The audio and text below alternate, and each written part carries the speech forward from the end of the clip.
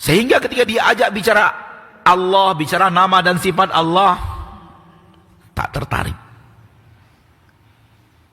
Padahal seharusnya itu nilai tarik tertinggi. Itu daya tarik terhebat.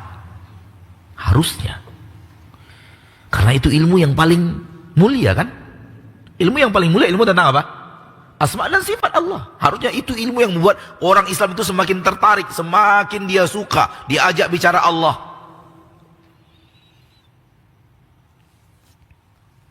Namun apa hendak dikata?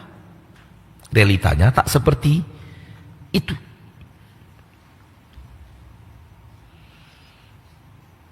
Idza dzukirallahu wahdah isma'azzat qulubul ladzina la yu'minuna bil akhirah wa idza dzukiral ladzina min dunihi idza hum yastabshirun. Kalau diajak ngomong Allah, malas. Jiwanya protes, enggak suka. Melengos, tak tertarik.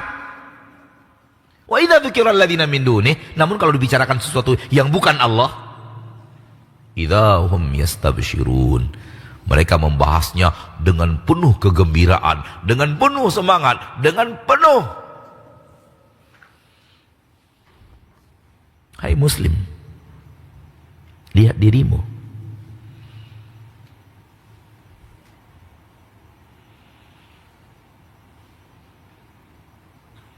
Kalau antum tidak percaya, dengarkan saja apa pembicaraan orang sekarang.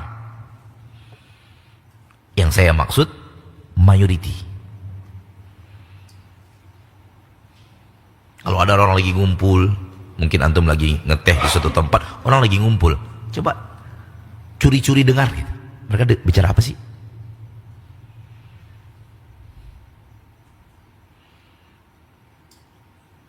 Atau antum sedang berada di sebuah tempat, orang lagi ngumpul, berapa orang bicara gitu,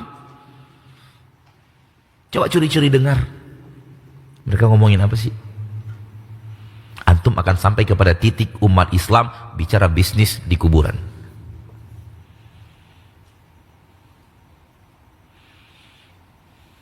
Kalau di kuburan engkau sudah bicara bisnis, saya tahu hatimu tak akan ingat akhirat.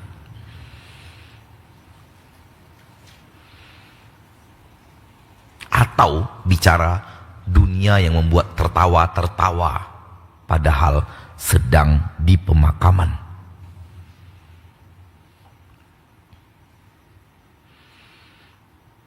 Ya atau tidak?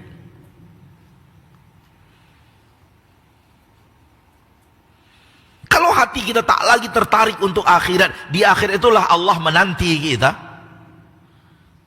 Apa yang akan diharapkan dari hati yang seperti ini? Dan apa yang akan terjadi dalam hidupnya kalau begini hatinya?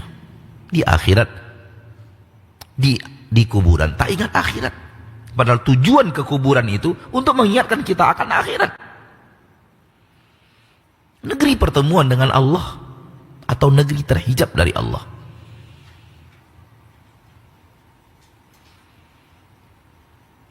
Kalau sudah di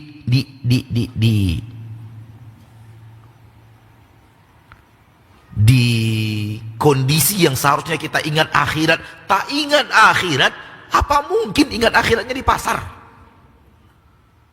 Ayolah.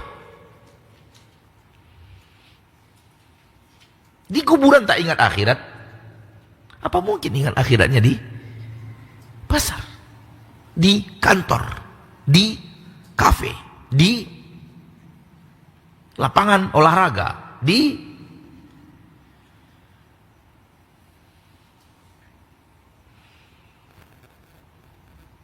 wallahi, saya bicara apa yang saya lihat. Dan kalau apa yang saya lihat ternyata salah, tolong salahkan.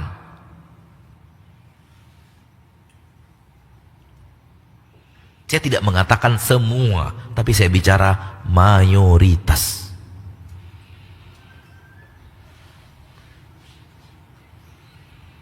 Karena hukum diambil dari hukum mayoriti, tak boleh diambil dari hukum minoritas.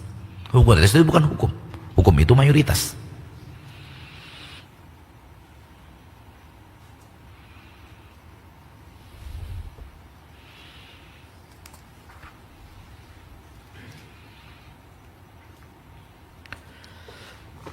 Kalau kita tahu ilmu tentang asma wa sifat, ilmu yang paling penting. Karena bicara tentang Allah, dan Allah adalah tujuan kita tertinggi dalam hidup kita. Orientasi hidup kita tertinggi, cita-cita kita tertinggi itu bertemu Allah. Maka ilmu tentang asma wa sifatlah yang akan mengantarkan kita kepada cita-cita kita tertinggi itu.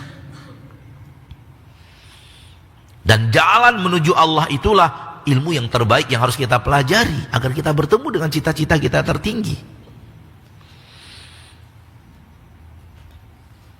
Dalam hal ini kita sangat penting membutuhkan keterangan dari para nabi dan para rasul. Dan untuk kita, tentu nabi kita Muhammad sallallahu alaihi wasallam.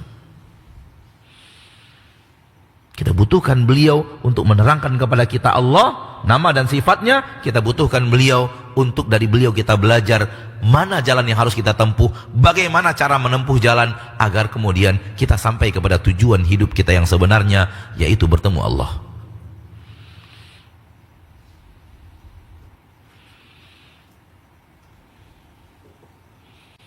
Hal yang mustahil kalau Nabi Muhammad SAW mengabaikan bahasan ini.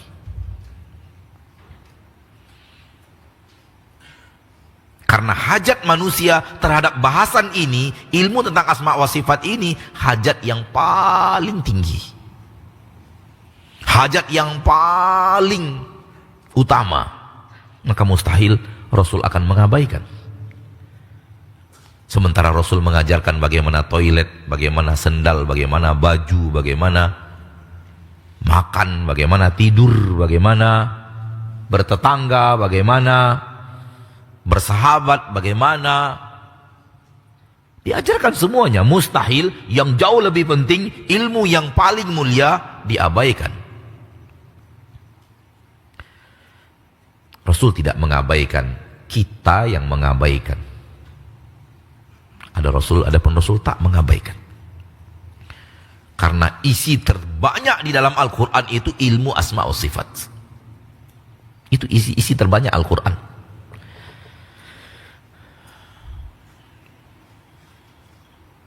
Bagi orang-orang yang mau mendengar Al-Quran dengan baik, ketika dibacakan kepadanya, dia buka telinganya yang masuk ke dalam hatinya, maka ayat Al-Quran selalu ingatkan dia kepada Allah.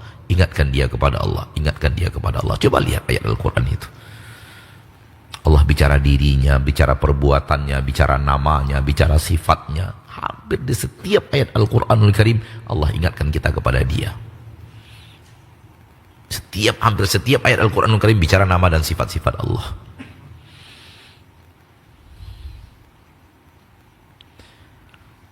Namun aneh bin ajaib, ayat-ayat yang jumlahnya ribuan mengingatkan manusia kepada Allah, manusia baca Quran tak ingat Allah.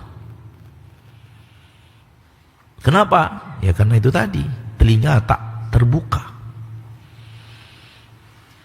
Ada penyumbat, sehingga tak masuk isi Al-Quran itu melalui telinga. Ada yang menghalang di telinga itu. Ketika tak masuk telinga, bagaimana akan diharapkan masuk hati?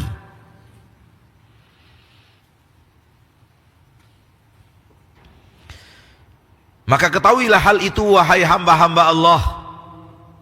Hendaklah seorang muslim mengerti kemuliaan ilmu asma wa sifat, dan hendaklah seorang muslim benar-benar memahami dengan hatinya itu tujuan hidupnya yang paling tinggi, dan hendaklah dia memuliakan ilmu tentang asma wa sifat dan jalan menuju Allah yang dia pelajari asma dan sifatnya. Kalau itu engkau lakukan, engkau akan bahagia.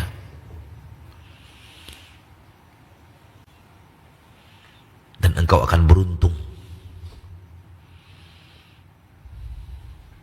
Karena pondasi asas untuk menjadi manusia bahagia adalah manusia yang kenal kepada Allah dan mau berjalan di atas jalan yang mengantarkan dia kepada Allah. Engkau akan beruntung karena pondasi keberuntungan adalah kenal kepada Allah dan mau berjalan di atas jalan yang mengantarkan kita kepada Allah. Yang selain itu takkan bahagia, yang selain itu takkan beruntung, walaupun hartanya seabrek-abrek, pangkatnya seabrek-abrek, tanahnya luas luar biasa, takkan membawa kepadanya kebahagiaan, takkan membawa kepadanya keberuntungan. Itu kata pasti. Tak ada keraguan di dalamnya sedikit pun.